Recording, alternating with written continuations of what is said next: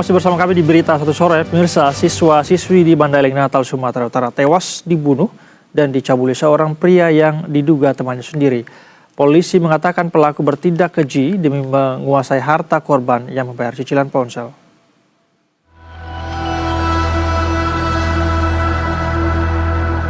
Kasus pembunuhan siswi SMA Negeri 1 di Mandailing Natal, Sumatera Utara menggegerkan publik. Korban diketahui merupakan siswi berusia 15 tahun ditemukan tewas tanpa busana di lubang bekas galian perkebunan sawit. Kapolres Mandailing Natal AKBP Ari Sofandi Valoh mengatakan pelaku tega membunuh korban karena ingin menguasai harta benda korban. Hasil kejahatan itu rencananya digunakan untuk membayar cicilan ponsel.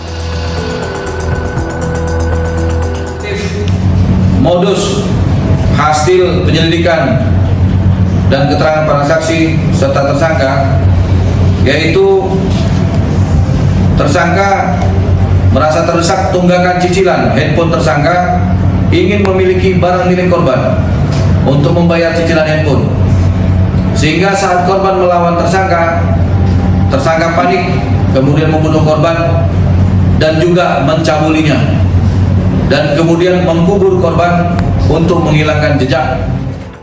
Sebelum ditangkap, tersangka Yunus sempat berpura-pura membantu warga melakukan pencarian korban. Hingga akhirnya tersangka dibekuk saat bersembunyi di rumah temannya di desa Bondakase.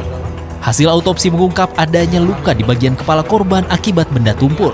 Penyebab kematian diduga karena korban dicekik hingga meninggal.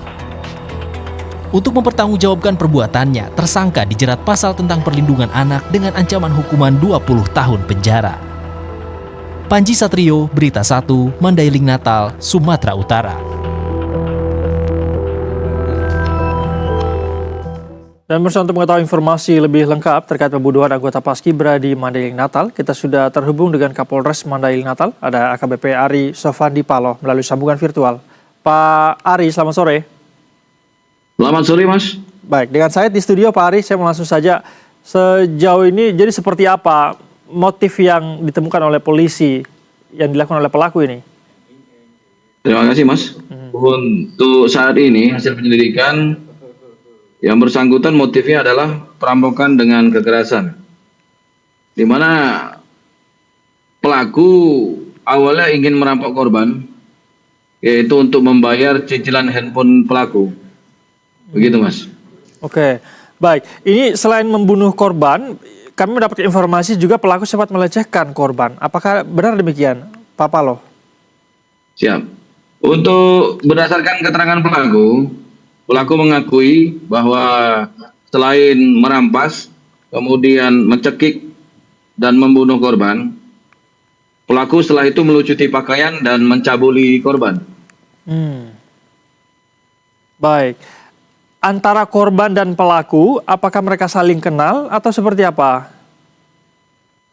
Berdasarkan penyelidikan kami dan keterangan pelaku, antara pelaku dan korban saling mengenal, yaitu berada di satu kampung, yaitu desa Sikarakara.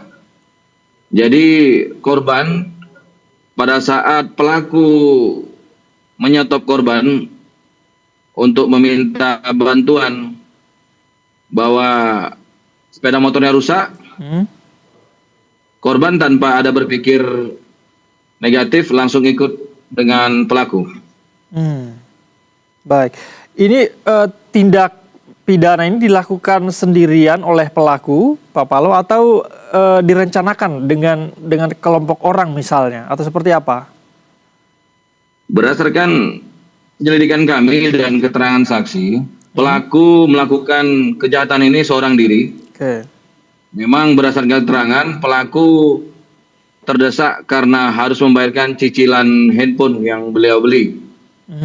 Sehingga dia merencanakan, karena sehari sebelumnya dia melihat Diva Febriani melintas pada sore hari di tanggal 28. Sehingga tanggal 29, sesuai dengan perkiraan dia, ada upaya dari tersangka untuk menunggu korban di salah satu SPBU Pargautan, kemudian menyetop dan meminta diantarkan untuk mengambil onderdil, kemudian membelokkan ke perkebunan sawit, langsung merampas. Baik, berarti memang aksi yang dilakukan oleh pelaku ini sudah direncanakan begitu ya, Pak Paloh ya? Untuk merencanakan mengambil handphone untuk melunasi cicilan dari pelaku. Oke, sudah direncanakan begitu ya. Lalu terakhir Pak Paloh, pasal apa yang dikenakan terhadap pelaku? Untuk kepada pelaku kami kenalkan pasal berlapis, yaitu pasal 80 ayat 3, junto pasal 76, junto pasal 82 ayat 1, junto pasal 79E Undang-Undang RI nomor 35 tahun 2014 tentang perubahan Undang-Undang nomor 23 tahun 2002 tentang perlindungan anak, dan pasal 338 KUH pidana dan atau pasal 365 KUH pidana dengan ancaman hukuman 15 tahun atau 20 tahun. Baik, terima kasih atas informasi yang Anda sampaikan Pak Kapolres Mandailing Natal AKBP Ari Sofandi Paloh. Selamat kembali melanjutkan aktivitasnya Pak Paloh. Selamat sore. Selamat sore Mas.